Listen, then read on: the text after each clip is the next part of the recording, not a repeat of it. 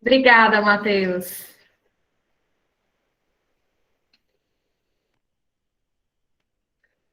Bom dia. Sejam todas bem-vindas e todos bem-vindos. O meu nome é Tarsila, eu sou psicóloga clínica e hoje eu vou compartilhar com vocês alguns questionamentos, né, que têm me ocorrido, que têm me atravessado ao longo da minha trajetória como psicóloga clínica.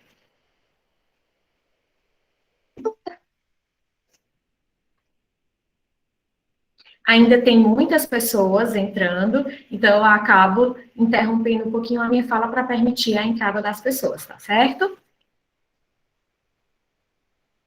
Bem, a primeira coisa que eu quero contar para vocês é que essa palestra é um evento de lançamento de um curso que eu vou realizar, que eu vou oferecer no próximo sábado, já, é tudo rapidinho, tá? Próximo sábado, dia 7 de agosto, o curso vai ter duração de 3 horas, porém, somando com o tempo da palestra, né, eu vou emitir um certificado de 4 horas aula, tá? E o nome do curso vai ser Suicídio, Transformação e Resiliência.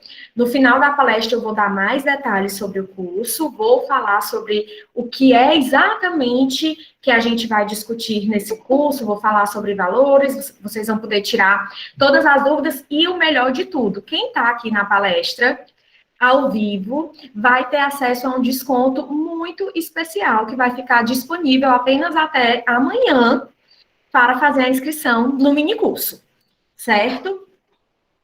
Então, esse evento aqui vai ter uma duração de 1 hora e 30 minutos. Eu vou fazer uma fala, e ao final da minha fala, eu vou trazer esses detalhes sobre o curso e vou abrir para discussão. Então, se você tiver dúvidas, questionamentos, comentários, vai anotando aí, ou vai falando pelo chat, que eu vou tentando acompanhar para a gente manter esse diálogo, e no final vou abrir para quem quiser falar, para quem quiser perguntar, tirar dúvidas, para que esse momento não seja um simples momento de repasse de informações, né? E sim um momento em que a gente possa se conectar e trocar, até porque é tão desafiador lidar com essa demanda na clínica, que uma das coisas que eu sugiro para que a gente se fortaleça é esse encontro e essa discussão com outras pessoas que enfrentam, outros terapeutas que enfrentam esse desafio,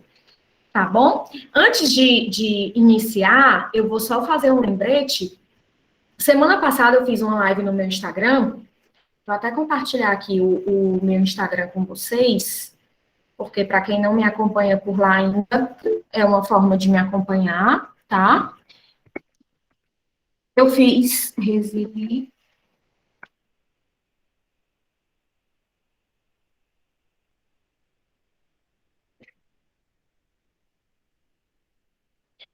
Eu fiz uma live quinta-feira passada sobre como abordar o tema suicídio, como falar sobre suicídio, né? E aí eu não vou falar aqui o conteúdo da live, porque está lá disponível, para a gente não perder tempo e não deixar de falar do que a gente precisa falar aqui. Só vou dizer que um dos cuidados que a gente precisa ter ao abordar esse tema é o de lembrar que falar sobre o tema pode funcionar como um gatilho para algumas pessoas e que a gente sempre precisa divulgar como e onde as pessoas que estão em sofrimento psíquico, que envolvem ideação suicida, podem procurar ajuda, tá? Então, já é interessante vocês entenderem que essa palestra pode mexer muito com vocês, terem esse cuidado, até se perguntar se vocês estão no dia bom mesmo para aprofundar nesse tema. Caso não estejam, vocês podem até sair e rever a palestra depois, ou então vai vendo e se mexer muito, sai, ou também você pode entrar em contato comigo depois da palestra, caso precise falar sobre mais alguma coisa, tá? E no final eu vou falar formas de pedir ajuda. Aliás, eu vou falar logo no final, eu repito. Quem está em sofrimento psíquico, isso é importante a gente saber para caso a gente esteja, né? Porque isso também nos acontece, e caso a gente conheça pessoas que estão precisando de ajuda, né? O ideal é procurar profissionais da saúde mental, psicólogos ou psiquiatras. E também tem o Centro de Valorização da Vida, que tem o número 188, você liga e recebe um acolhimento gratuito. Então, sabe aquele momento de desespero, não tem para quem correr, não tem para quem pedir ajuda, não dá tempo marcar um atendimento, liga lá e essa escuta pode parecer que é algo simples, mas na verdade é algo muito raro quando se trata de demandas e de dores envolvendo ideação suicida, vontade de morrer. Dito isso, a Bárbara está perguntando, tem um compromisso, precisa ficar até o final para ter o desconto no seu minicurso? Não, Bárbara, você já sabe que vai ter o desconto, né? Então, você precisa, eu vou divulgar nos grupos de WhatsApp, o link de acesso para comprar o curso, e aí, na verdade, a vantagem de quem está aqui na palestra é que vocês vão saber que o curso está com um excelente desconto até domingo, né? E as pessoas que não estão aqui não vão saber, mas você já sabe. Então, as pessoas podem até ver a gravação da palestra depois e ficar sabendo, mas quem não vê até domingo não vai saber. Então, esse é o diferencial de quem está aqui, tá bom? A Geise está falando que não vai abrir o áudio porque está mexendo com outras coisas. Tudo bem, Geise. Inclusive, vou até pedir, acho que todo mundo já está com o áudio desligado, mas pedir para todo mundo ficar com o áudio desligado porque para não haver uma intercorrência, tá bom? Vamos lá, então. O que é que a gente vai abordar nessa palestra, né? Caso você não tenha visto em algum dos e-mails que eu compartilhei, para ficar claro o que é que vocês podem esperar dessa palestra. Eu dividi a palestra em 3 subtemas, em 3 tópicos. O primeiro é, por que é tão difícil ouvir sobre a vontade de morrer? O segundo, qual é o nosso papel enquanto terapeutas ao acompanhar pacientes com ideação suicida? E o terceiro, como nos fortalecer para lidar com esses casos. Antes de começar, qualquer fala que eu faço, eu inicio falando sobre a minha relação com aquele tema. Então, como hoje o tema da nossa palestra é o acolhimento de pacientes com ideação suicida, eu quero começar a falar como é que essa demanda, essa demanda tem atravessado a minha prática clínica. E assim, é curioso porque eu acredito que vai atravessar qualquer terapeuta em algum momento, né? Mas comigo foi logo no meu primeiro semestre do estágio em clínica. Imagine uma jovem de 22 anos, muito inexperiente, já tinha feito alguns estágios extracurriculares, mas nunca tinha feito atendimento em clínica. E aí, era muito engraçado, porque eu sempre quis ser psicóloga. Desde que eu me entendo por gente, eu sabia que era com isso que eu queria trabalhar, né? Eu sei que é até raro você saber desde sempre e nunca mudar de ideia e continuar se apaixonando cada vez mais pela profissão. Porém, na minha fantasia de uma jovem que entrou na faculdade de psicologia, era tudo muito diferente da realidade. Era uma coisa bem idealizada. O que é que eu pensava? E as pessoas ao meu redor, ali na adolescência, já no ensino médio, né, quando eu estava escolhendo o curso que eu ia prestar vestibular, e eu dizia, quero ser psicóloga, as pessoas diziam, mas combina muito contigo, tu nasceu para ser psicóloga. Aí eu ficava com um ego super inflado, né? Achava que eu realmente tinha talento, achava que, não, eu sou inteligente, eu vou aprender o que tem para aprender, eu vou ser uma boa psicóloga, não vai me faltar dinheiro, eu vou dar conta de tudo. Gente, uma fantasia assim, tão longe da realidade, tadinha. Dá pena. Mas isso faz parte da vida, né? É só com a experiência que a gente vai desconstruindo essas fantasias, essas idealizações. Então, quando eu entrei na faculdade e vi que não iam me dar uma receita de que era para fazer assim, assado, já foi um choque. Mas tudo bem, enquanto estava na parte teórica, eu estava dando conta. Quando eu me vi diante da parte prática, quando eu me vi, não, agora eu vou ter que entrar numa sala, eu e um paciente vão atender a pessoa, eu fiquei apavorada. Eu entrei numa crise de insegurança imensa. Foi a primeira vez que eu senti assim, caramba, Eu não sou isso tudo que eu pensava, e eu não sou isso tudo que as pessoas pensavam, e é agora que eu e todo mundo vai descobrir que eu tenho talento nenhum para isso, que eu não tenho capacidade nenhuma para isso, que eu não sou inteligente assim. Então, assim, foi super desafiador essa fase. Na minha graduação, eu fiz os 3 semestres de estágio em clínica, e o primeiro semestre foi muito sofrido. Nos 2 últimos, eu já tinha me recuperado um pouco dessa crise, mas o primeiro foi, assim, destruidor. Então, eu estava nessa situação muito sensível, iniciando a minha prática clínica, e me encaminharam uma paciente. Uma colega minha que também era orientada, né, pela mesma supervisora que eu, atendia uma paciente que já tinha feito algumas tentativas de suicídio, atendia essa paciente em um grupo e resolveu, juntamente com a nossa supervisora, encaminhar para um atendimento individual, e elas encaminharam para mim, né, me informando que ela estava bem, que ela tinha finalmente melhorado, que ela tinha finalmente parado de fazer tentativas. E confesso que nem fiquei assustada, mas nem fiquei mais apavorada, porque eu estava apavorada, era de atender, não era de atender a ela especificamente. Mas achava que ia ficar tudo bem. Eu tive 3 atendimentos com essa paciente, não foi criado um vínculo, assim, não foi aprofundado um vínculo terapêutico. Eu, obviamente, não tinha experiência nenhuma, não tinha conhecimento, tinha pouco conhecimento, claro, tinha estudado a faculdade inteira, mas tinha estudado especificamente sobre essa demanda, e a paciente veio para mim, falou um pouco da vida dela, mas sempre com esse discurso: eu estou melhorando. Era uma paciente de mais de 50 anos. Eu voltei a ir para a academia. Então, eu estava, né, como eu já disse, nervosa e insegura com tudo, mas não especificamente com esse caso. E a minha supervisora também estava achando que estava tudo bem. Até que um belo dia, a colega que atendia ela em grupo entrou em contato comigo para informar que ela tinha se suicidado. Aí eu fiquei em choque, né? Aí eu fiquei, assim, apavorada.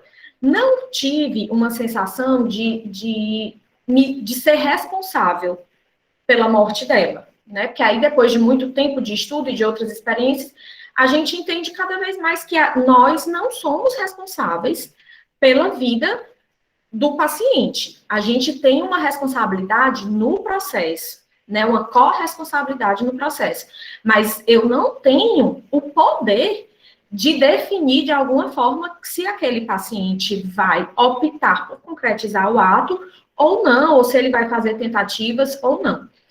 Porém, mesmo compreendendo isso, com o passar do tempo, em outras experiências que eu tive, eu já cheguei a me sentir responsável, sim.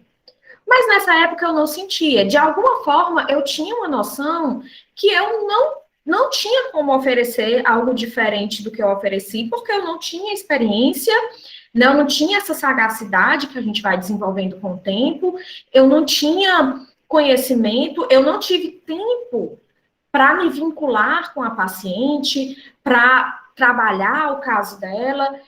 Então, assim, eu sabia que eu tinha feito o que eu podia. E eu sabia que o que eu podia era muito pouco, né? É muito pouco de uma forma geral, e era muito pouco naquela situação.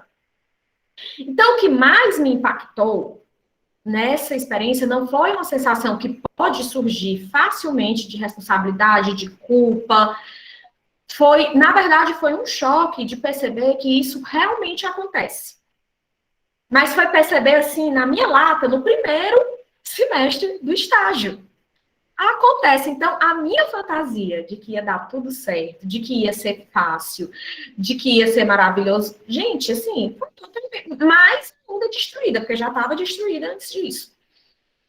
Não é assim, né? Eu tive que encarar o aspecto trágico da vida, a morte, o suicídio, o quão desafiador é a gente se propor a estar nesse ofício de terapeuta, acolhendo pacientes com dores muito graves, né, que envolvem, em alguns casos, em outros não, ideação suicida, tentativas de suicídio.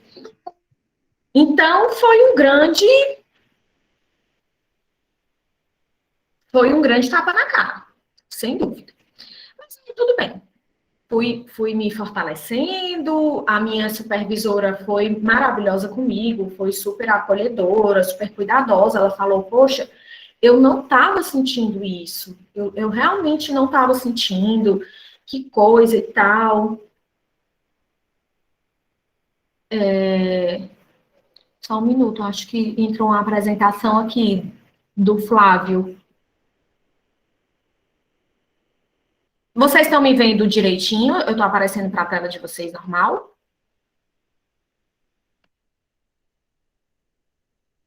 Flávio está pedindo desculpa, sem problema. Ah, tá. Obrigada. Então, deixa eu. Pronto. Então, tá. Então, eu recebi suporte dos colegas na época, da minha orientadora, e segui. Quando eu me formei, né, há 10 anos, quase 11 anos já, eu fui trabalhar em outras áreas, trabalhei com psicologia comunitária, com psicologia da saúde, e depois de algum tempo de formada, foi que eu me senti mais confiante para dar início à minha trajetória clínica, né? Então, eu procurei um curso de capacitação em psicologia junguiana. Eu estava meio sem saber ainda qual seria a minha abordagem, e aí tinha muita vontade de estudar Jung, mas achava que era difícil demais, eu não ia conseguir. Aí resolvi, não, vou tentar. Aí comecei a estudar Jung, comecei a atender, né, subloquei um horário na clínica, comecei a atender, comecei a fazer supervisão, depois de algum tempo eu troquei de terapeuta e fui fazer análise com uma analista junguiana, que estou com ela já há 7 anos, fazendo análise com a mesma analista, e aí eu fui me estruturando para essa clínica. E o que é que acontece? Desde do início, dos primeiros pacientes que eu atendi, eu ouvi sobre a vontade de morrer. Né? Então, não foi, assim, é algo que me acompanha, como eu disse, desde o primeiro semestre do estágio até hoje. Não ouvia mais profundamente quando eu estava nas outras funções, porque não há espaço para aprofundar tanto, mas ainda assim dava para perceber aqui ou ali uma ligação. E, então, desde o início, né, dos primeiros pacientes, eu recebi, por exemplo, uma paciente, acho que no meu primeiro ano, atuando como psicóloga clínica, que ela não trouxe sobre uma vontade de morrer atual, mas ela trouxe no passado. Às vezes eu acho que é mais fácil para o paciente, fácil, né? Falar no passado. Então ela disse: olha, eu estou muito deprimida e eu pensei muito em morrer. Agora eu estou um pouco melhor com relação a isso. Porém, o que acontece? Como eu não tinha muita experiência, eu acho que muitas vezes eu não aprofundava ali quando o paciente trazia algo nesse sentido. Eu ouvia, eu sempre ouvi tudo que o paciente queria dizer sobre aquilo, mas eu tinha aquela sensação, cara, eu não tenho a menor ideia do que fazer com isso, então eu não posso nem mexer muito nesse negócio aí, né? Então eu ouvia, eu acolhia, mas eu tinha sempre essa sensação de que não tinha muito o que fazer. E aí, às vezes, quando eu digo eu ouvia, mas eu não sei se eu ouvia de forma tão atenta e cuidadosa de realmente compreender a profundidade ou a gravidade daquilo que o paciente ou a paciente estava me falando. Eu acho que muitas vezes eu deixava algumas coisas passar porque eu não tinha mesmo repertório para lidar. E aí a experiência e o tempo e os estudos vão nos fortalecendo para isso. O que não quer dizer que algum dia vai ser tranquilo lidar com essa demanda, tá? Porque cada paciente, cada demanda, cada história de vida vai nos afetar de uma forma diferente. Então, não se torna tranquilo. Mas a gente vai se familiarizando, a gente vai dessensibilizando o tema, a gente vai compartilhando com outras pessoas que passam por isso, vai fazendo supervisão e vai se fortalecendo.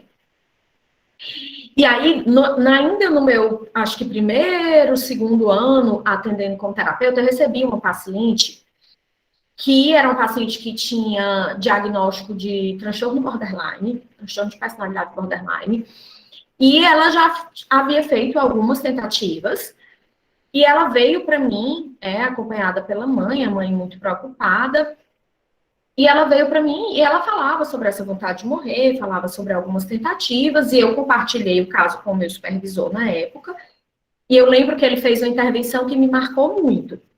Ele disse assim, e aí, imagine, né, depois de ter vivido essa experiência, lá no estágio, que a paciente veio a concretizar o ato. Então, eu já tinha essa informação de que as pessoas concretizam, né? Não conseguia ficar nesse estado de negação, mas de vai ficar tudo bem, com certeza, vai dar tudo certo, eu tenho o poder de mudar essa trajetória, essas coisas já não tinha mais.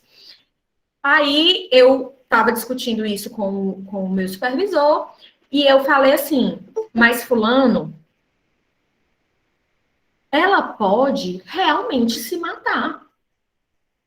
E ela fazia umas tentativas, assim, de ir para a janela, né, e ameaçar pular da janela, e sempre era impedida. Então, ela, de alguma forma, se certificava que as pessoas iriam fazer algo para impedi-la, tá? E assim, como a gente precisa ter muito cuidado ao falar dessa demanda, eu não estou querendo dizer aqui, de forma alguma, que as pessoas fazem tentativa de suicídio porque querem chamar a atenção. Não é isso que eu estou dizendo. Cada caso é um caso. No caso dela, a gente acompanhando e observando, percebeu que havia também, além da vontade de morrer, do cansaço da vida, do sofrimento, porque é uma pessoa que convive com transtorno de personalidade borderline, vive uma angústia imensa sempre. Então, não estou discutindo nada disso, mas a gente percebeu que no caso dela, havia uma boa parte de manipulação nessas tentativas, né, de manipular os familiares, uma tentativa de manipular a terapeuta, de manipular pessoas com quem ela estava se relacionando, então a gente percebeu claramente isso. E aí eu falei para ele, mas ela pode realmente se matar. Aí ele disse assim, pode ser que sem querer ela caia da janela e morra. Aí eu até ri nesse dia, foi assim, um mega insight, né? Porque eu entendi que naquele caso dela especificamente, o risco,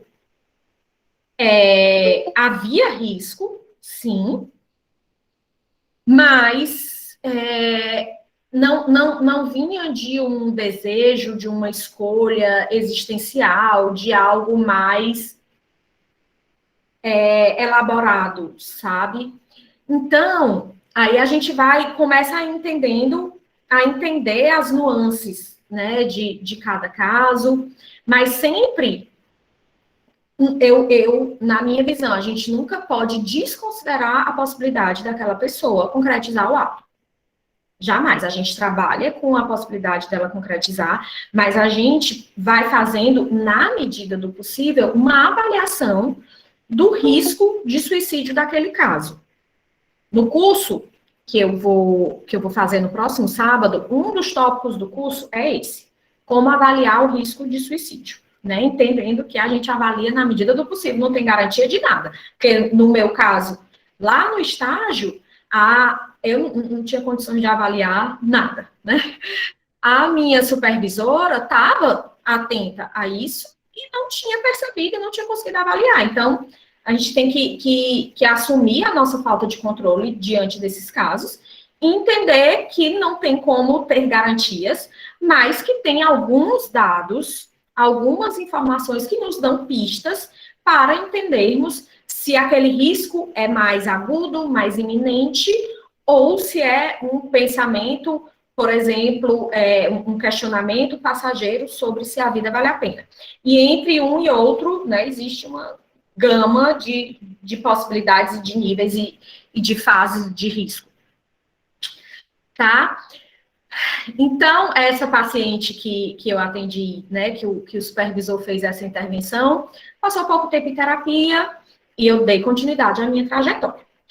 E, como eu já falei, sempre recebi pacientes, mas em muitos casos ficava mais atenta, mais perturbada, mais afetada com o caso, em outros menos, em outros não percebiam risco de fato iminente, até que em 2019, só um minuto.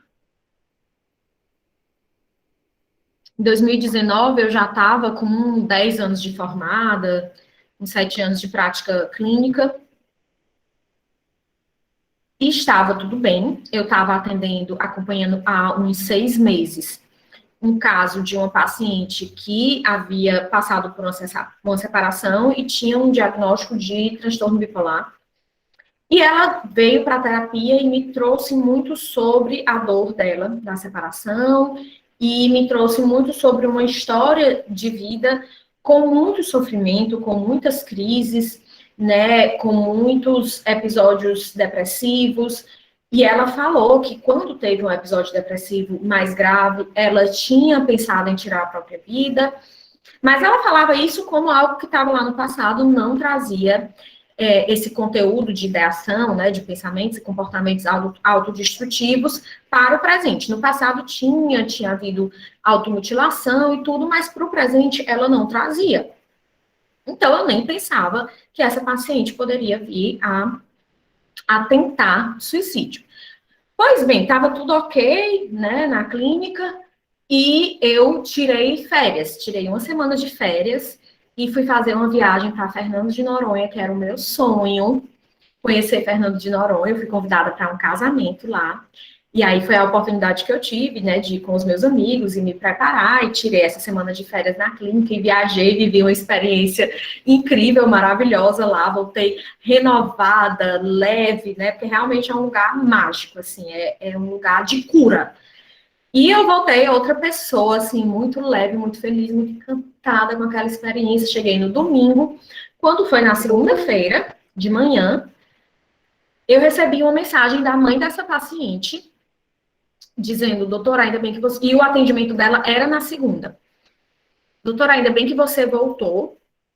Nós estamos precisando muito conversar com você, porque a fulana tentou se matar. E eu preciso ir para a sessão e te contar tudo o que aconteceu. E aí eu fiquei apavorada, horrorizada, né, assim, realmente muito preocupada.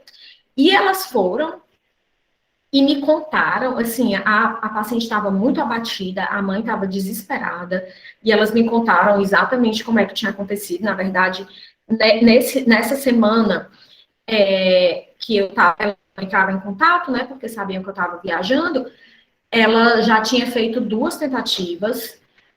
E aí, gente, foi realmente a experiência mais impactante.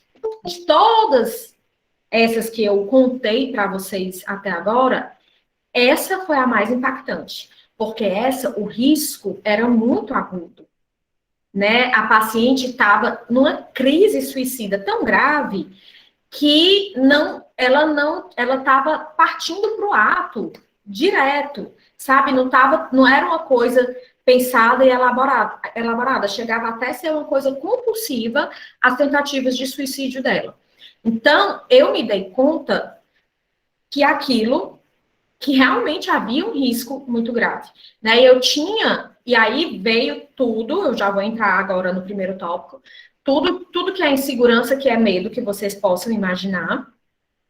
E eu tinha a sensação de que a qualquer momento eu poderia receber uma mensagem com a notícia de que ela tinha concretizado o ato, né? De que ela tinha tirado a própria vida. E aí, realmente foi uma experiência, assim, eu fiquei em carne viva, sabe? Foi o maior desafio que eu encarei na clínica. Foi preciso me cercar de muitos cuidados para conseguir acompanhar esse caso. Acompanhei esse caso por mais alguns meses. Ela foi internada algumas vezes.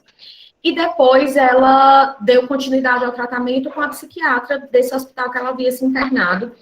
e saiu da terapia comigo, né? Então, não tenho notícias atuais dela, mas realmente não sei, mas assim, ela não chegou a se suicidar, né? Então, tá, então agora a gente já entra, já falei muita coisa, e tudo isso que eu falei, contando da minha experiência e da minha trajetória, vocês vão ver que tem tudo a ver com tudo que a gente vai abordar, né? Então, é uma forma também de ilustrar todos os tópicos que a gente vai discutir a partir de agora.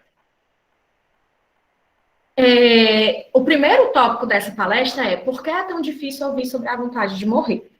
Para começar, é muito difícil ouvir sobre a morte, né? Isso nos remete ao desconhecido e a uma perda de controle. A gente sabe que a morte é um tema tabu na nossa sociedade.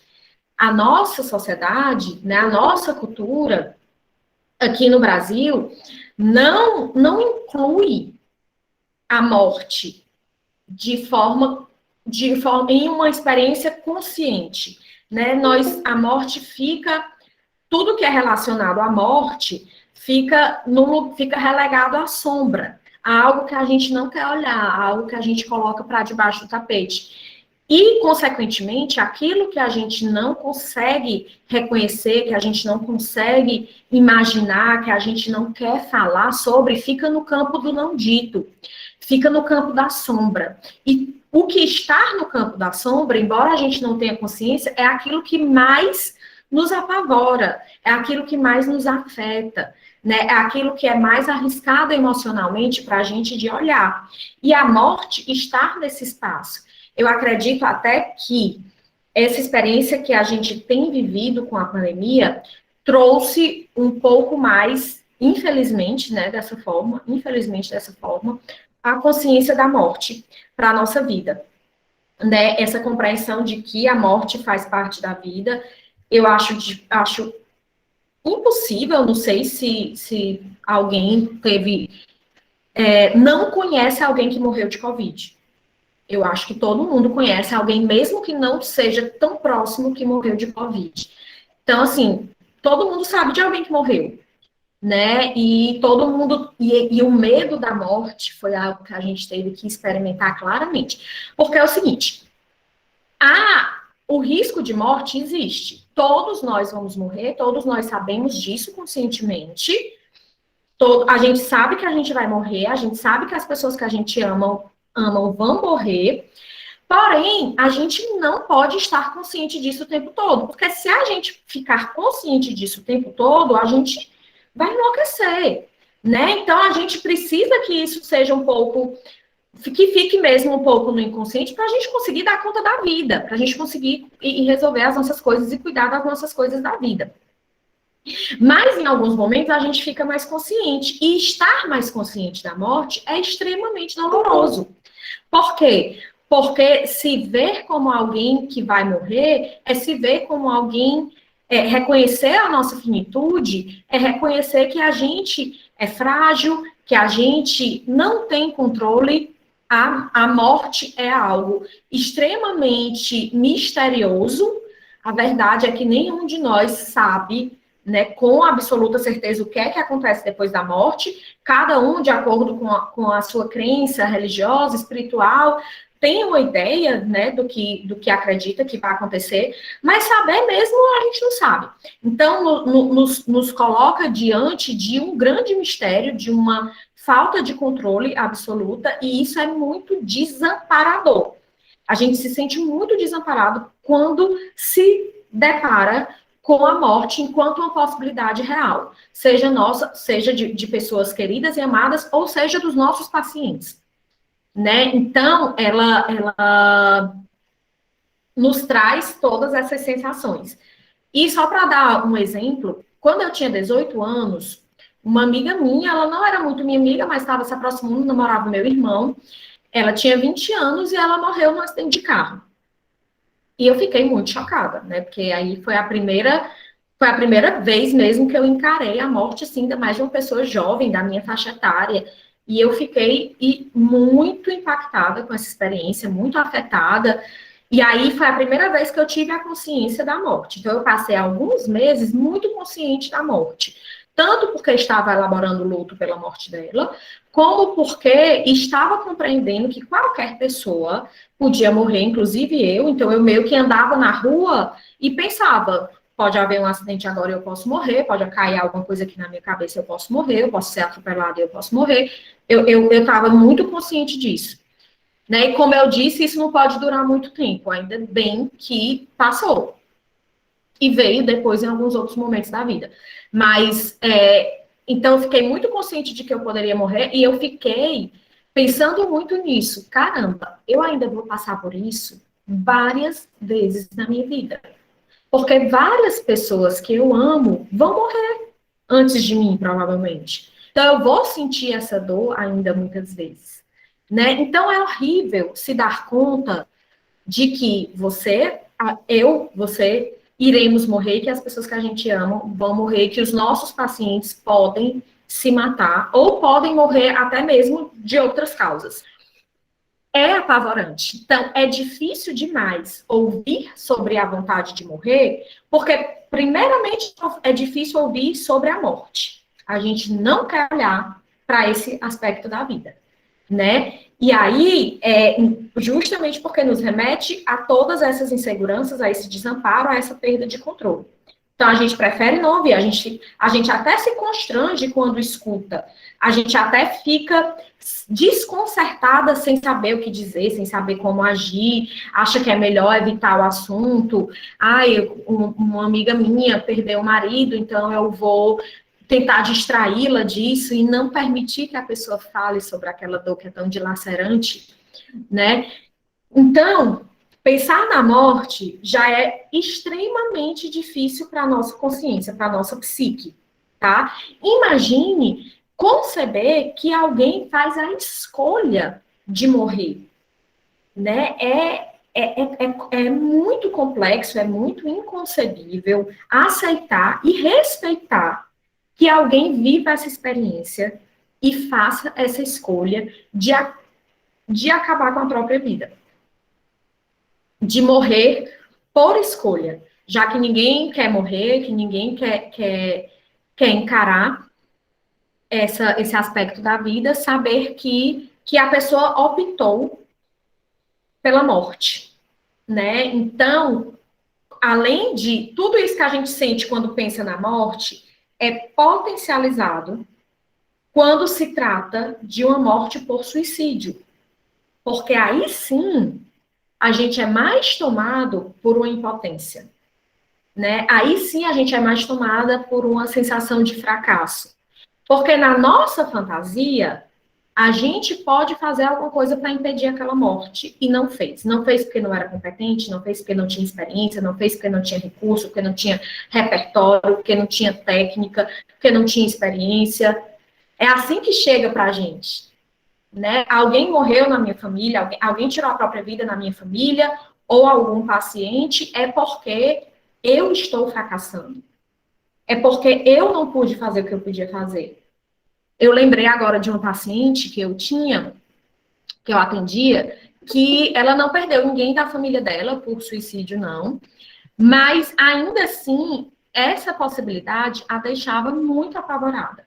Porque ela tinha uma fantasia de controle muito intensa, muito forte, né? Então, ela precisava acreditar que ela tinha controle na vida dela e na vida dos outros. Então, ela pensava assim, se fosse comigo, se fosse um filho meu, por exemplo, que quisesse morrer, eu ia fazer de tudo, eu ia largar o trabalho, eu ia me dedicar inteiramente, ia passar o dia cuidando daquela pessoa, e eu ia fazer tudo para impedir. E eu falei, e ainda assim você não teria garantias que iria impedir. Aí ela, é isso que me deixa transtornada, né? Então, você lidar com uma experiência dessa é lidar com a impotência, né? É claro que tem muitos cuidados que podem ser direcionados a uma pessoa que está em sofrimento psíquico nesse nível. Tem e devem, né? E é importante a gente pensar nisso. E essa é a proposta dessa palestra e do curso do próximo sábado, da gente pensar o que é que a gente pode fazer para fortalecer aquela pessoa, né? E para acompanhar, dar conta de acompanhar a experiência daquela pessoa. Isso é importantíssimo, o acolhimento, o respeito, o cuidado com uma pessoa que está em sofrimento psíquico dessa forma. Mas a gente também precisa compreender que há sim uma impotência, que o que a gente pode fazer tem um limite, que ao atravessar a vida, né, ao se encontrar com uma pessoa que quer morrer, esse encontro pode ser muito potente, pode ressignificar essa experiência, pode, mas pode não ser. Ou pode ser muito potente e ressignificar, e mesmo assim, a pessoa manter a escolha de morrer. Não sei se vocês assistiram aquele filme. Ah, eu não vou lembrar o nome do filme. É um filme mais bobinho. Eu não acho bobo, né? Mas não é esses filmes mais intelectuais, não. É um filme que é de um livro que a moça vai cuidar de um paciente cadeirante, se apaixona por ele, eles vivem um amor maravilhoso. Se alguém lembrar o nome do filme, coloca aqui. Se alguém souber que filme é esse, coloca aqui, senão eu coloco depois no grupo. Como eu era antes de você. Obrigada, Sofia. Ai, vocês são ótimas. Pronto, esse filme, Como Eu Era Antes de Você, foi um filme que eu chorei muito, né? E eu adorei o filme, achei maravilhoso. E é justamente isso que acontece. Eles se apaixonam, e aí o que é que ela pensa? Né? Agora, ele ia realizar uma eutanásia, ele ia para outro país, lá na Europa, e para fazer a eutanásia de forma acompanhada, né? Ele foi para um país que eu não lembro qual era, onde é permitido. Só que ela achou que isso não ia acontecer, porque eles estavam vivendo um lindo romance, estavam muito apaixonados e muito conectados, é linda a história de amor deles e tal.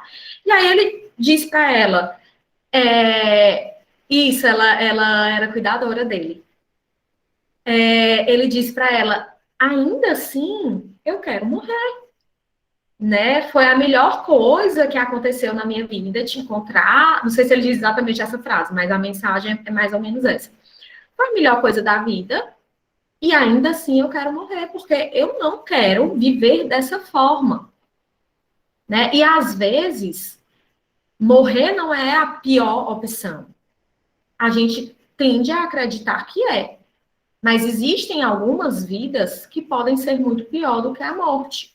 E eu não falo nem só de uma pessoa que sofre um acidente e perde todo o movimento, né, que já é algo, assim, absurdo, né? Imagine uma pessoa que passa por isso e não tem infraestrutura nenhuma, porque o cara era rico, né, o cara vivia lá num palácio, praticamente, tinha estrutura de cuidadores, tinha apoio da família, tinha infraestrutura tanto de rede de apoio emocional como de infraestrutura física, financeira.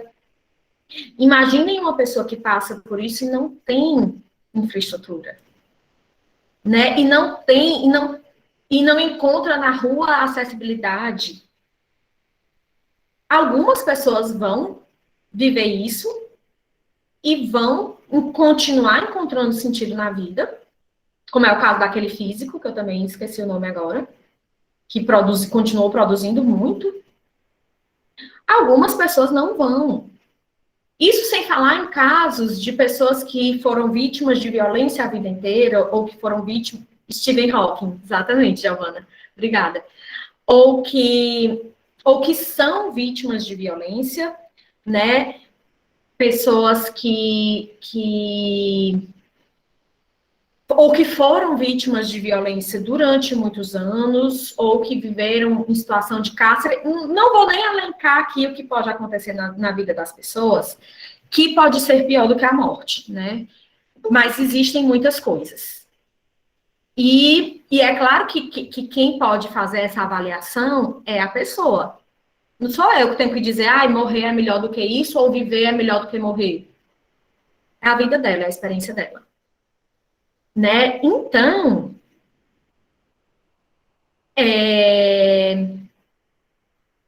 então é isso. Voltando, né, para a gente concluir esse pensamento, É muito difícil ouvir sobre a morte, é muito difícil ouvir sobre a morte também na terapia, porque a gente precisa se deparar com essa nossa impotência, né? Porque a gente vai viver um fracasso, é uma sensação, assim, de frustração enorme. Poxa, essa pessoa estava recebendo apoio dos familiares, estava sendo acompanhada por uma psicóloga, estava sendo acompanhada por um psiquiatra, estava recebendo todo o cuidado e nada é suficiente, né? Tão absurda é a dor que essa pessoa vive.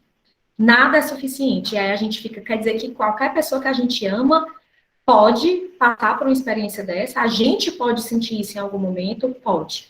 E aí nos leva também a questionar o sentido da nossa própria vida, né? A gente pode começar a pensar, tá, essa pessoa quer morrer porque cada caso é um caso, é multifacetado, é uma experiência multifacetada, é muito complexa. Tá, essa pessoa quer morrer porque a vida dela, vamos supor, não é melhor do que a morte. E a minha? Qual é o sentido da minha vida? Qual a minha conexão, o meu envolvimento com a minha vida? Então, vocês estão captando, né, o quão difícil, de fato, é ouvir sobre essa vontade de morrer, o tanto de coisas que mexe com a gente quando a gente escuta que uma pessoa quer morrer, né, o tanto de medos e de fantasias que são ativados aí. O que eu quero dizer com isso é muito difícil mesmo, gente. Vai continuar sendo difícil. Tenho certeza que daqui a 30 anos, né, quando eu tiver 40 anos de prática, de estrada como psicóloga clínica, ainda vai ser difícil. Vai ser menos difícil porque eu já venho ouvindo há mais tempo, sem dúvida.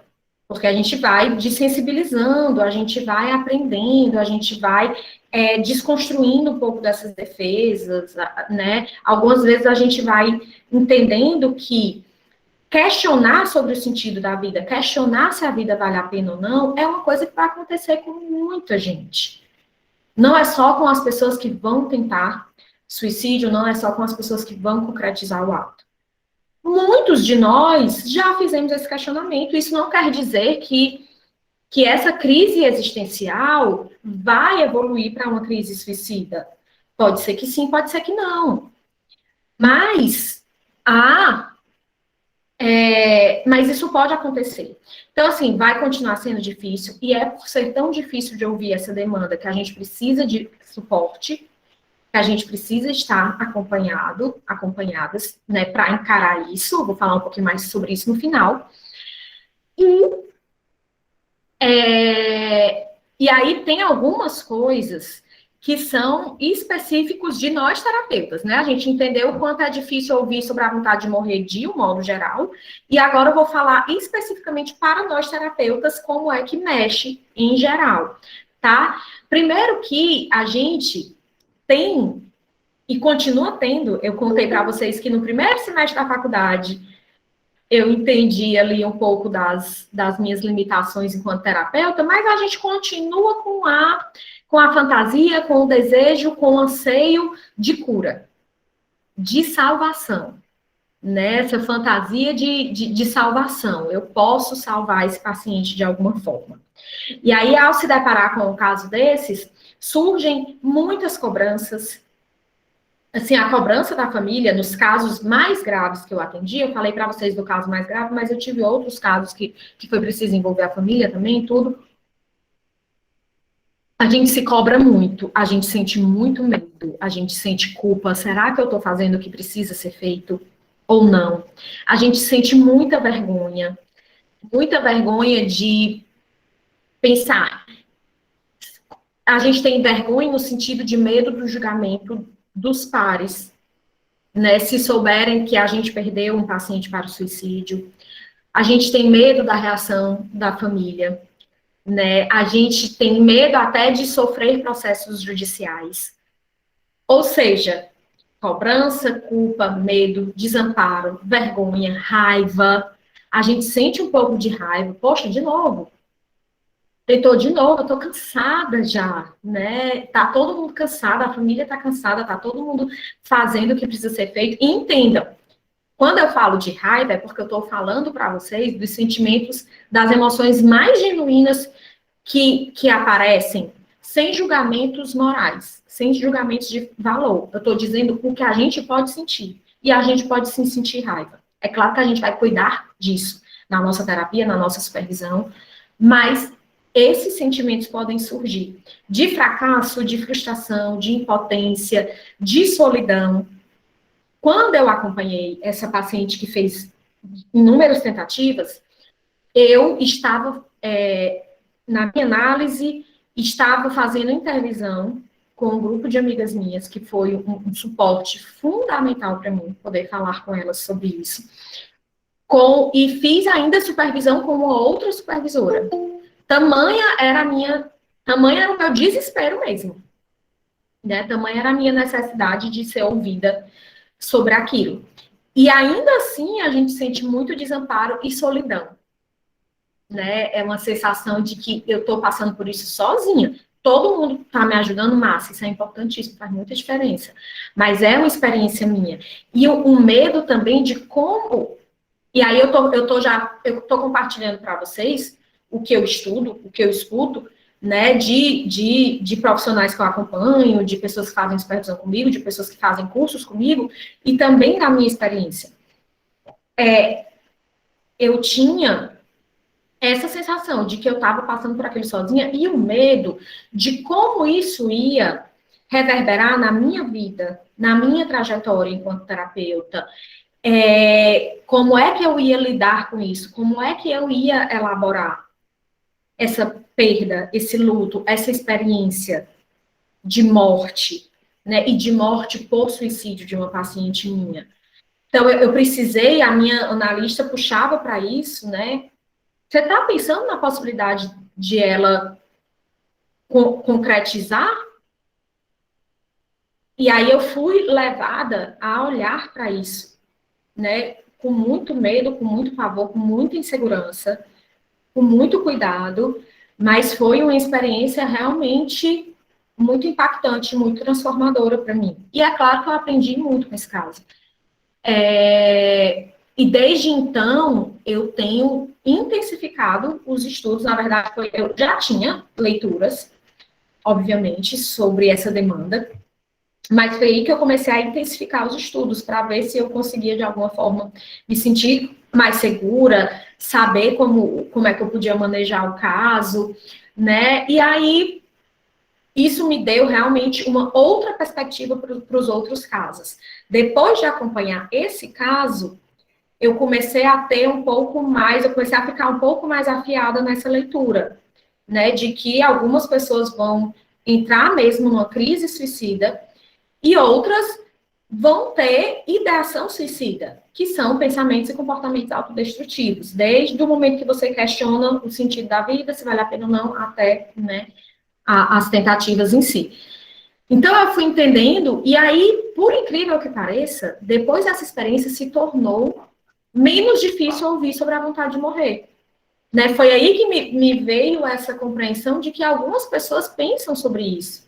Não necessariamente vão tentar. Sempre pode haver a tentativa, sempre pode, o ato pode ser concretizado, mas não necessariamente. E aí, eu hoje em dia, escuto com um pouquinho mais de tranquilidade sobre essa vontade de morrer nos meus pacientes. Consigo acolher de maneira um pouco menos defensiva. Mas eu não tive outro caso tão grave quanto esse. Quando eu tiver, provavelmente eu vou me apavorar de novo. E outra coisa, a gente nunca sabe os casos que vão aparecer e como eles vão nos afetar. E é importante que nos afete, em certa medida. O Hillman, James Hillman, no livro, não tá aqui não, Suicídio e Alma, que é um livro, gente, assim, é uma leitura sensacional, fundamental, super recomendo. Ele fala isso. Esqueci o que eu ia falar. Ai, meu Deus, esqueci. Depois, se eu lembrar, eu falo. Né? Mas, realmente, eu esqueci completamente. Então, tá. Então, entendendo isso, né, que vai... lembrei o que ele fala. Ele fala que a gente precisa ter um pé dentro e um pé fora no processo. Né? A gente precisa se envolver com o processo, sim. A gente precisa se afetar, precisa entrar essa contra-transferência mesmo, essa relação de transferência e contra-transferência, até para o paciente se sentir seguro para compartilhar algo que é tão íntimo, que é tão mal visto, que é tão julgado. E a gente precisa se envolver, né? Faz parte essa preocupação, esses medos e tudo. Mas também a gente precisa manter, de alguma forma, um mínimo de distanciamento. Porque senão a gente não vai ter condições de oferecer mesmo essa escuta, pelo menos. Porque a gente vai estar tão conectada com o nosso medo que a gente não vai conseguir se conectar com a experiência do outro. Então, ao elencar, e eu vou compartilhar com vocês depois os slides que eu preparei, tá? Para essa aula.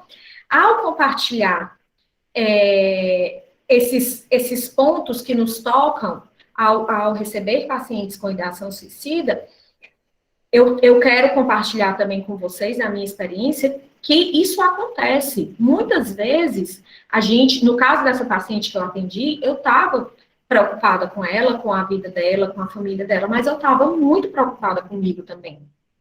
Né? Estou fazendo essa confissão porque é isso que acontece. Nesse caso, principalmente.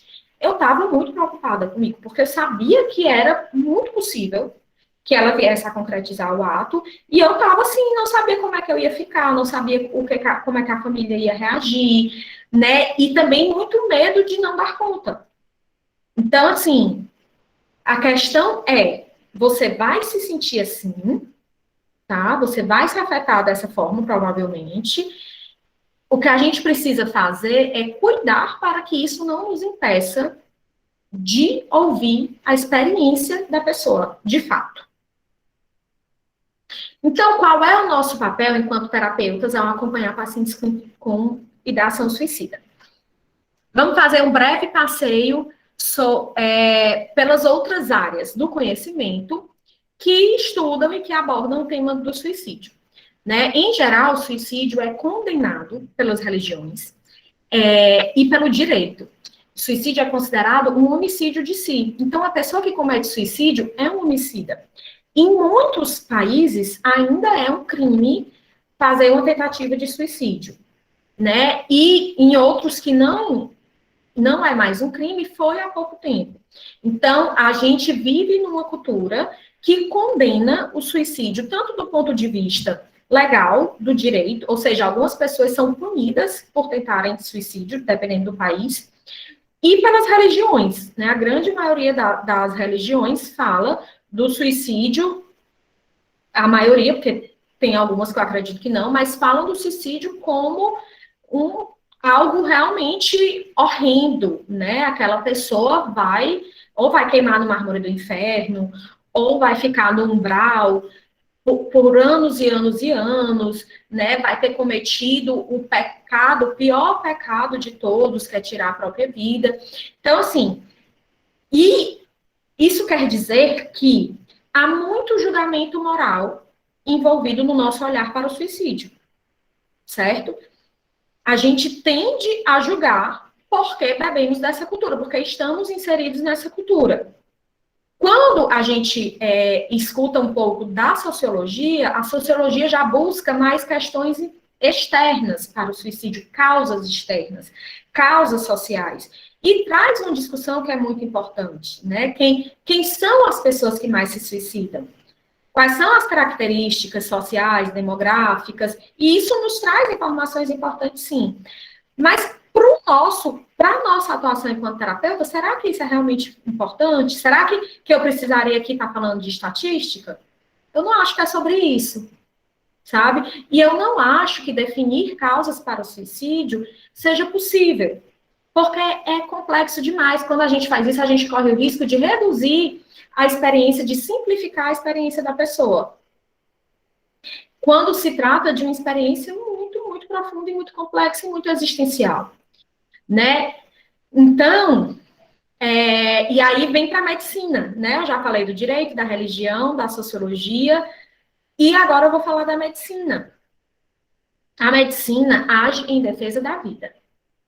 Então, o compromisso ético dos médicos, e aqui no nosso caso mais especificamente dos psiquiatras, é o de manutenção da vida, né? É o de garantir a vida, né?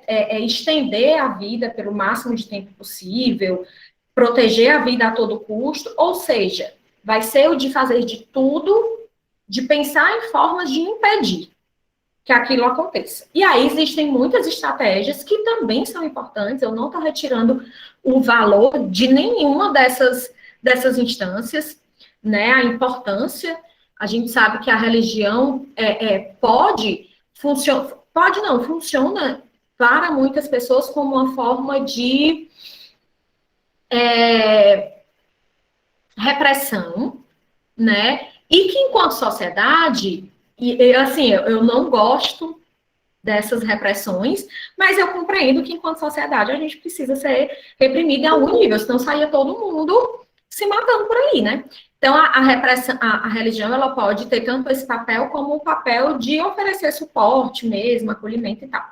Então, todo mundo tem o seu papel. A medicina, quando quer prevenir a todo custo, quando quer impedir a todo custo, quando quer manter a vida a todo custo, ela também tem o seu papel e tem os estudos que vão contribuir para que isso seja possível. E a gente pode beber dessa fonte também, sem problema nenhum, e entender que a família também vai querer impedir a todo custo. A minha questão aqui, o meu questionamento aqui é, será que nós, enquanto terapeutas, também temos esse papel de impedir a todo custo? Porque quando a família está muito apavorada, desesperada, querendo fazer qualquer negócio para aquela pessoa não se suicidar, porque vai sentir falta, mas também porque vai sentir uma experiência de fracasso, de impotência, tudo aquilo que a gente já conversou. Quando o médico também vai impedir a pessoa de todas as formas, né? Vai entrar com uma internação, vai entrar com diversas medidas de prevenção, vai entrar com um acompanhamento mais próximo, com a medicação e tudo.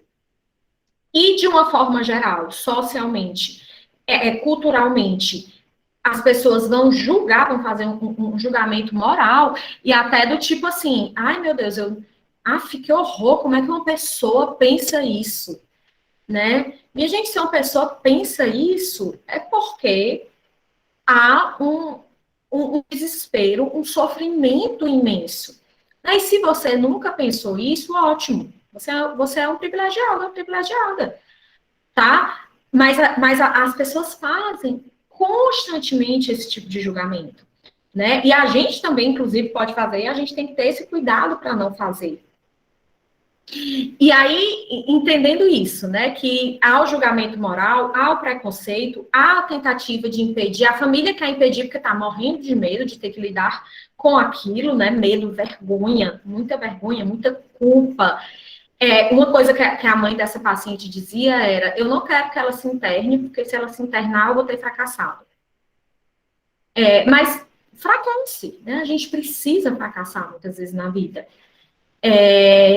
Mas, assim, o medo de fracasso é tão grande, a culpa, a responsabilização é tão grande, que ela preferia até negar à filha um certo tratamento do que encarar isso de frente. E aí, entendendo tudo isso, vocês acham que essas áreas do saber, do conhecimento, estão ouvindo sobre a experiência da pessoa? Né? Podem dizer aqui se vocês acham que sim ou que não, de uma forma geral, porque é claro que a gente não pode generalizar que todos os médicos, que todos os operadores de direito, não é isso que eu estou dizendo, mas de uma forma geral. Todo mundo que está acompanhando esse paciente está permitindo que esse paciente fale sobre a experiência dele? Que é uma experiência, a Tailane, a Sofia, a Áurea estão dizendo que não. Que é uma experiência de morte. Em alguns casos, essa experiência de morte vai ficar no campo do simbólico, e em alguns casos, vai se concretizar. Mas uma pessoa que quer morrer, que está cansada da vida, que está cansada de sofrer, é porque a vida daquela forma não é mais possível. Não faz mais sentido. Algo precisa morrer na vida dela. Algo precisa. Ela não se sente parte desse mundo, ela se sente muito deslocada nesse mundo. Então, algo precisa morrer. A vida dela, no mínimo, simbolicamente, do jeito que está, precisa acabar. Então, a pessoa está atravessando ali uma experiência profunda de morte, com uma possibilidade de transformação, com uma possibilidade de renascimento, com uma possibilidade de ressignificação daquilo, mas é profundo, é existencial, é extremamente doloroso, é um sofrimento psíquico, emocional intenso, e ninguém está ouvindo sobre isso. Porque ninguém dá conta, porque tá todo mundo apavorado por todas essas questões que eu já falei para vocês. Tá todo mundo pensando em si. Ao ouvir sobre suicídio, todo mundo está pensando muito mais em si do que no paciente. Vale se destacar a importância de uma escuta acolhedora e sem julgamentos, principalmente por parte dos profissionais da área da saúde mental. Exatamente, Rosângela. É aí que eu estou querendo chegar.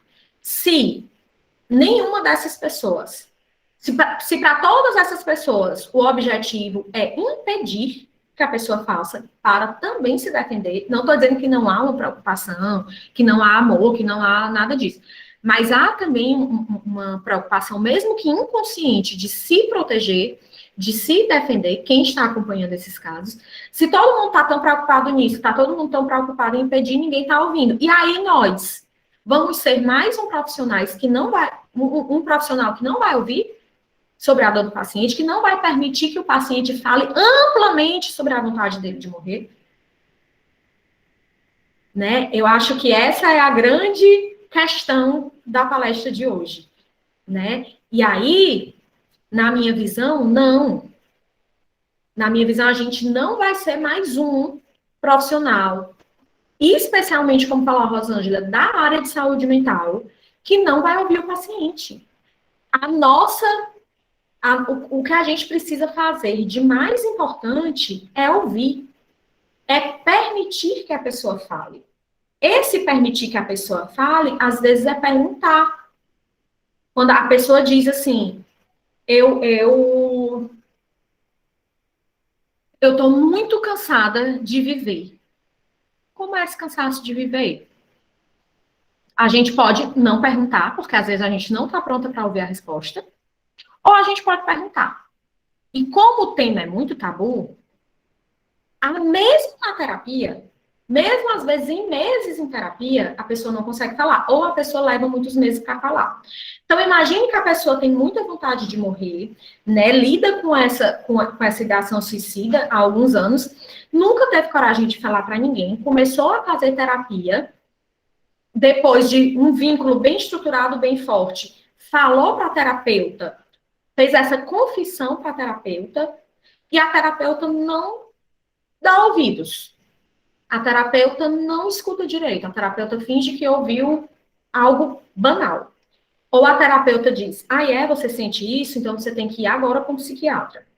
Sem deixar nem a pessoa ter tempo para elaborar. Sem ter tempo nem para fazer uma avaliação. Nossa, como se nós não tivéssemos repertório para lidar com esses casos. E aí eu venho dizer que eu penso que é justamente o contrário. Nós, terapeutas, é quem deveria ter mais repertório. Nós é que precisamos nos preparar da melhor forma possível para lidar com a realidade dessa dor. Porque nas outras áreas e a família estão preocupados com outras questões, né? E a religião e outras questões, que é a questão da salvação, que é a questão do impedimento. Então, a gente precisa ouvir. Tá, o que é que a gente faz quando a gente escuta, a gente envolve a família, a gente caminha para o psiquiatra, isso a gente vai discutir com mais detalhes no curso, mas o que eu quero deixar aqui bem claro, até para quem não vai fazer o curso, né, sair dessa palestra com essa mensagem, é que a gente precisa ouvir. Acolher pacientes com ideação suicida é ouvir sem julgar e com muito respeito. Com muito respeito pela experiência e pela dor do outro. né? E ir se desfazendo mesmo de qualquer julgamento moral. Ai, Tarsila, mas esse julgamento moral pode surgir espontaneamente, automaticamente, porque a gente está inserido nessa cultura que vê o suicídio dessa forma. Sim, pode. Aí você leva para a supervisão, aí você leva para a terapia, aí você estuda um pouco mais, né? E assim, as nossas defesas, a nossa contra-transferência sempre vai surgir, tá? Mas o que a gente busca enquanto terapeuta, ao acompanhar um paciente com ideação suicida, é ouvir, permitir, criar um espaço seguro no qual a pessoa possa realmente falar. E aí a gente vai se fazendo algumas perguntas, olhando para aquele caso, para aquele processo especificamente. Né? E uma pergunta, por exemplo, é: o que quer a alma com o suicídio? A gente sabe que a pessoa quer se suicidar, mas o que é que ela quer com isso? A gente, enquanto terapeuta, está a serviço da alma ou da psique, né? Aí a gente precisa ouvir, né? Ampliar, assim, os ouvidos para ouvir o que é que aquela alma quer, o que é que aquela alma precisa. Quem ali quer matar o quê? Quem ali quer morrer? Tem alguém ali que queira viver também? Né? Essa demanda que essa pessoa está me trazendo se trata de uma escolha existencial que a pessoa vem convivendo há anos, que não tem nada a ver com uma crise pontual, ou é uma crise pontual? Uma crise pontual que aumenta muito o risco e que seria interessante ter um cuidado para que essa pessoa saia da crise antes de tomar uma decisão tão drástica, tão importante, né? E aí, como que se faz isso? Para que seja possível ouvir de forma atenta e cuidadosa, é preciso que haja um vínculo. Porque se não houver o vínculo, a pessoa não vai nem falar para você. Se não for construída uma relação de vínculo terapêutico e de confiança, não vai haver a demanda não vai aprofundar esse nível. O processo não vai aprofundar esse nível, a análise não vai aprofundar esse nível. Então, o nosso maior objetivo, que a gente mais busca, o que a gente mais deve cuidar, é para fortalecer o vínculo terapêutico, né? E buscar também fortalecer a rede de apoio, né? E aí eu vou detalhar um pouco mais isso no curso, mas com quem aquela pessoa pode contar para atravessar essa crise ou essa experiência e quais são os encaminhamentos que são necessários, de novo, depois de ouvir realmente sobre a experiência da pessoa, né? E entender que o nosso papel muitas vezes vai ser o de fazer companhia à pessoa durante essa experiência de morte. No sentido de a pessoa quer morrer, a pessoa está sofrendo muito, está vivendo uma experiência de morte, talvez renascimento, talvez só de morte, e ela precisa de companhia. Ela precisa de alguém que possa realmente escutá-la. E esse é o nosso papel. Então, para finalizar a palestra, como nos fortalecer para lidar com esses casos? Durante toda a minha fala, eu fui falando um pouco sobre isso. Então, agora eu vou só pontuar para ficar mais claro. Primeiro, eu sou junguiana, né? Então, é muito claro e muito forte no campo junguiano, segundo, porque foram orientações passadas pelo próprio Jung, que para dar conta de ser analista, a gente precisa de uma tríade formada por estudo, análise e supervisão. Estudo, gente, a vida inteira. A gente vai precisar continuar estudando. Sobre a morte, porque a morte é um dos aspectos mais importantes da vida, né? Sobre o suicídio e sobre várias outras questões. Esse estudo é contínuo. E ele precisa acontecer, porque ele amplia demais a nossa visão. A gente precisa de análise, porque a gente precisa entender como é que aquele caso nos afeta pessoalmente, quais são as minhas defesas que entraram em jogo ali, né? E, enfim, não tem. Imagine eu passar por tudo isso que eu passei enquanto terapeuta e não ter suporte de uma análise, de uma psicoterapia. Estaria encaminhado no primeiro momento, eu não sei nem o que eu tinha feito, minha gente. tinha desistido talvez até da clínica, porque de tão apavorante, de tão doloroso que é encarar essas demandas. E a supervisão é fundamental. É fundamental porque você tem o olhar de um olhar de outra pessoa que não está tão envolvido com o caso e que vai te mostrar pontos cegos e que vai discutir contigo questões éticas e que vai discutir contigo questões do manejo. Então, essa tríade é essencial. Um outro aspecto que é essencial para a gente se fortalecer, para a gente se preparar, é a prática clínica, tá? E assim, a gente não vai estar 100% preparada nunca. Então, vai atender e vai receber os casos com medo mesmo. É claro que a gente precisa reconhecer os nossos limites. E vai ter casos que a gente não vai dar conta de acompanhar. Mas não é só porque a gente está com medo que a gente vai encaminhar um caso que traga demanda relacionada a suicídio. Porque, gente, se você só for atender gente que não apresenta em algum momento da vida ideação suicida, você vai reduzir muito o seu público. Tá? Então, e você não tem como saber como aconteceu comigo. Você começa a atender a paciente que nem fala sobre isso e, de repente, ela faz uma tentativa. E quando a gente acompanha pacientes por anos, né, porque a análise, ela pode durar muitos anos, por exemplo, a pessoa pode estar muito bem no começo da análise, ou está com uma crise, mas depois melhora e depois vivencia uma crise suicida. Então, não tem como escapar.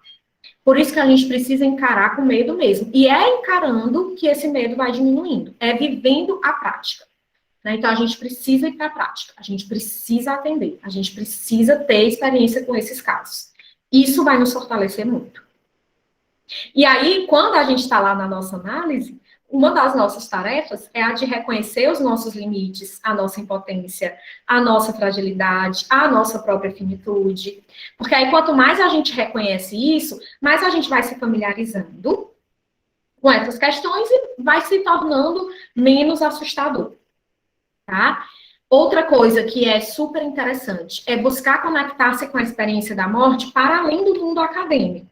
Ou seja, você pode escrever sobre essa experiência, por meio de romances literários, né? Tem coisas que não podem ser ditas de forma alguma, mas tem coisas que definitivamente não vão ser ditas num texto acadêmico. E a arte possibilita justamente a expressão daquilo que não pode ser dito com palavras. Então, buscar na arte, buscar se conectar por meio da arte a essa experiência da morte, do morrer, né, do tirar a própria vida. A gente vai encontrar em literaturas perspectivas que podem ser muito interessantes para contribuir para a nossa compreensão da experiência da morte. Em filmes, né, e etc.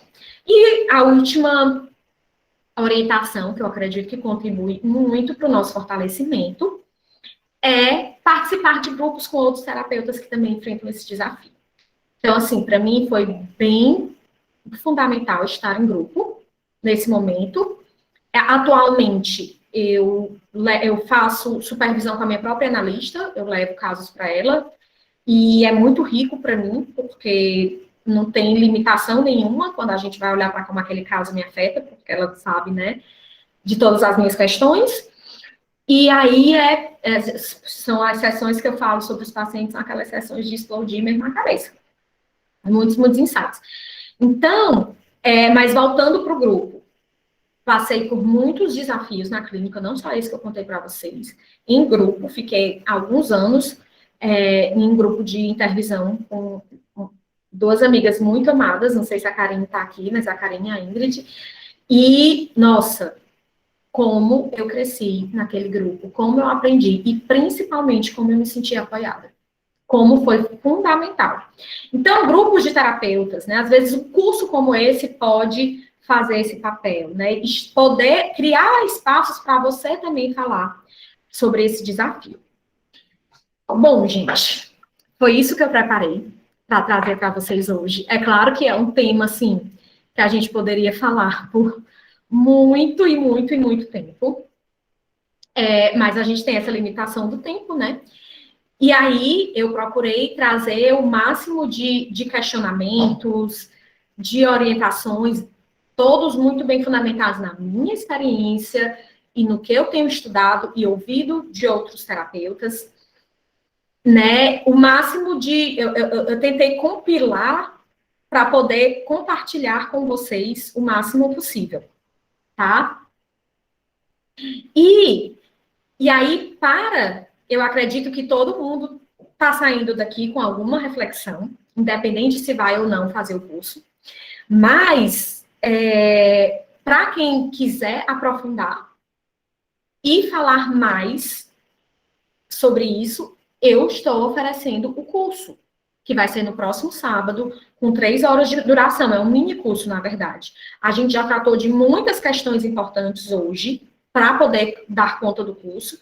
E aí, no curso, a gente vai falar de questões mais práticas mesmo do manejo, tá? Então, no curso, a gente vai discutir sobre a avaliação de risco de suicídio em cada caso. A gente vai discutir sobre ética e sigilo.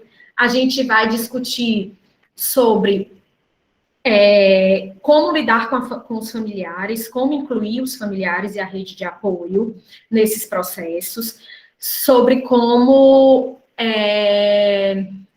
que mais? Sobre a morte enquanto necessidade de transformação, né, morte simbólica também, e sobre resiliência, no sentido de resiliência e rede de apoio, o que é que aquela pessoa pode acessar de recursos que vão fortalecê-la para atravessar aquela experiência, tá? Esse é o conteúdo do curso. O curso, essa é a primeira vez que eu estou lançando esse curso. O curso vai acontecer de forma online e ao vivo, muito semelhante à palestra de hoje, só que vai ter uma duração maior. Eu tenho alguns cursos sobre resiliência e psicologia, mas essa é a primeira vez que eu lanço um curso sobre suicídio. Então, sempre que eu lanço um curso a primeira vez, é tipo um projeto piloto para mim. Então, eu cobro um valor bem acessível para testar, né? Para ver como é que funciona. E aí, fazer alguns ajustes para depois lançar com um valor mais alto, né? Um valor de investimento mais alto. Então, o valor do curso é R$ 147, tá? O valor do investimento para fazer o curso no próximo sábado, durante 3 horas, com todo esse conteúdo que eu falei, ao vivo e online, é R$ 147. Porém, quem está na palestra vai ficar sabendo que o curso vai ter já está sabendo, né, que o curso vai ter um desconto especial. Então, para quem realizar a compra do curso, realizar a inscrição do curso até amanhã, domingo, dia 1º de agosto, o curso vai sair por R$ 97. A partir de segunda, o curso volta a ser 147, tá? Então, quem quer garantir a vaga e quem quer garantir o desconto, já sai daqui e já eu vou até ver se eu consigo colocar, eu não sei se eu consigo colocar o link aqui, eu coloco no grupo de WhatsApp, tá? O link para a compra do curso e garante que você vai ter esse desconto, tá? E aí as inscrições vão até sexta e no sábado de manhã já é o curso, tá bom? Me perguntaram aqui se o curso vai ficar gravado. Vai ficar gravado e vai ser disponibilizado para quem comprou. Tá? As pessoas estão falando que amaram a palestra. Gente, muito obrigada mesmo. A Luanda está dizendo que quer o curso, Tailane quer o curso. Ai, que maravilha. Luanda, vai ser de 9 ao meio-dia. Próximo sábado, 7 de agosto, de 9 ao meio-dia. Vai ficar gravado. Mais alguma dúvida? Bom, vou compartilhar com vocês a gravação dessa palestra. Tá. Vou compartilhar com vocês a gravação dessa palestra. Vou compartilhar com vocês o link da Hotmart, porque eu estou vendendo o curso pela plataforma Hotmart, para vocês, quem quiser adquirir o curso. E acho que é isso, tá bom? Agora, eu sei que a gente já passou do nosso tempo, e realmente o conteúdo que eu preparei para a palestra foi todo compartilhado, mas eu vou abrir um espacinho para quem quiser fazer dúvidas, comentários, pode ligar a câmera ou não, liga só o microfone, ou fala aqui mesmo pelo chat alguma coisa que você queira falar sobre a palestra, alguma impressão, alguma dúvida sobre o curso. Ah, um detalhe do curso. Eu vou dar um bônus para quem comprar esse curso. Um bônus de 50% de desconto no valor de uma sessão de supervisão comigo. Atualmente, o valor de troca da minha supervisão está R$ 200. Quem comprar o curso vai poder agendar uma supervisão comigo e pagar com 50% de desconto no valor de R$ 100. Então, esse é o bônus do curso, tá bom? Tarsila, você recomenda livros sobre ideação, suicídio e a morte para auxiliar nos atendimentos? Recomendo sim. O livro-chave, que é esse que eu falei, Suicídio e Alma, do James Hillman.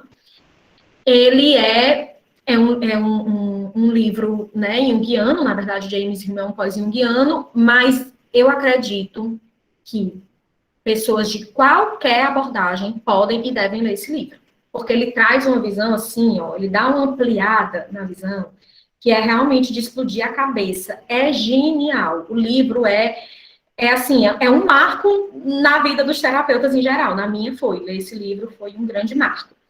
O outro livro que eu indico é o Crise Suicida. Eu vou colocar as fotos dos livros lá no grupo, tá?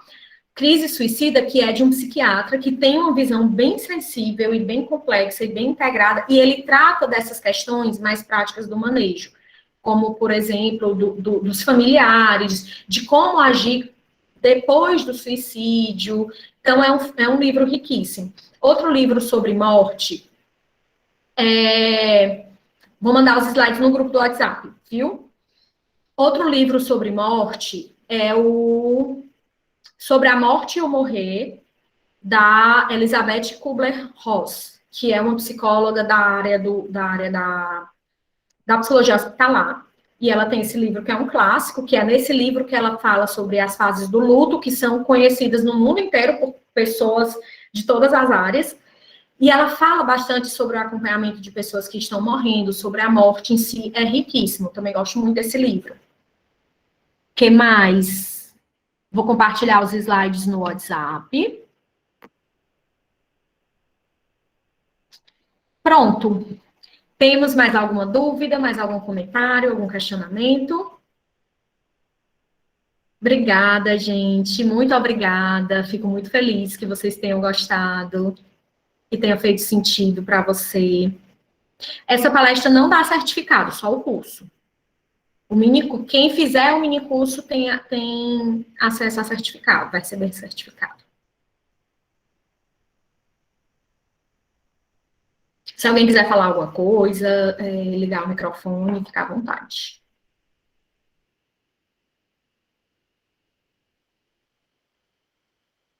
Deixar as informações do curso no grupo, por favor. Perdi algumas informações que a internet caiu, com certeza. Com certeza, vou colocar tudo no grupo.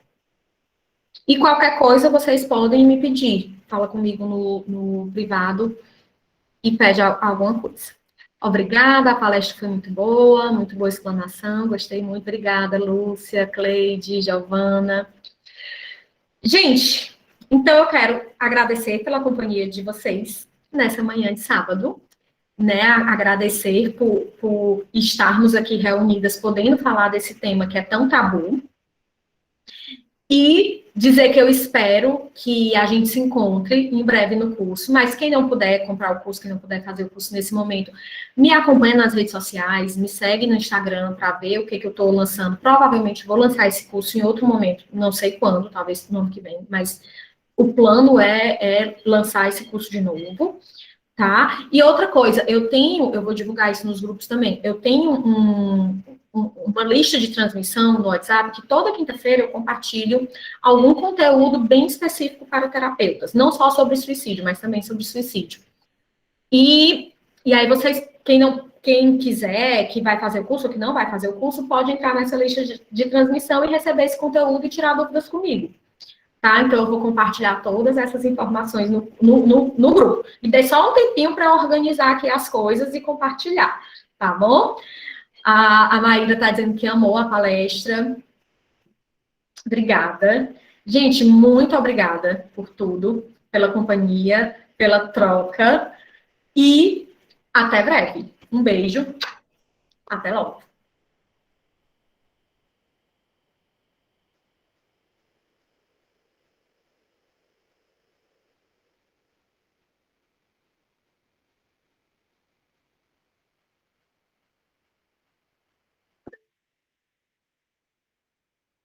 Obrigada, Regiane.